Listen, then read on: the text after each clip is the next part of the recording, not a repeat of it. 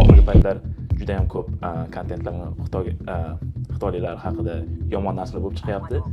Instagramda hozir har ikkita postdan bittasi Xitoy boykot yoki Xitoyga qarama-qarshi bo'lgan, Xitoy chiqib ket degan kontentlar ko'payib ketgan.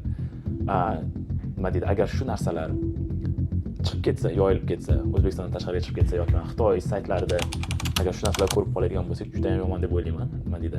To'g'ri aytdingiz. Masalan, bir ko'p videolar ko'rdim. Har xil odam har xil narsa qilyapti. Masalan, haromilar ushlab uni haydab olish kerak bo'ladi. Juda ham qo'pol so'zlar ishlatishyapti. Shunaqa gaplarni internet platformasida qo'yib anaqa qilyapti. Hozirgi kunda xitoyliklar ham masalan tarjima qilish platformalarini juda yaxshi ishlatyapti. Ularni o'sha gaplarni tarjima qilib, keyin boshqa platformalarga videoga olib, Xitoyda programmalarga qo'ysa, O'zbekistonda avtoritet uchun ham juda ham yomon. Shuning uchun madaniyatni saqlagan tarzda boshqa yo'llar bilan tushuntirish kerak.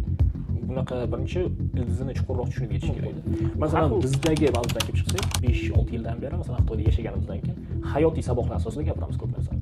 Chunki odamlarga ham masalan o'rganganlarimiz birovga ulashishda xitoyliklar hayoti qanaqa bo'lganligi, nimalar o'rganilganligi, nimalar ulardan o'rgansak bo'ladi yaxshi taraflarini, o'shanaqa narsalarni.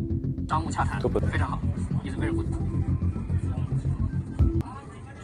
Olti qabul qildim. Men sizga eshitish vositasini olib kelaman. Biz ushbu mahsulotni biznes muzokaralari uchun ishlatishimiz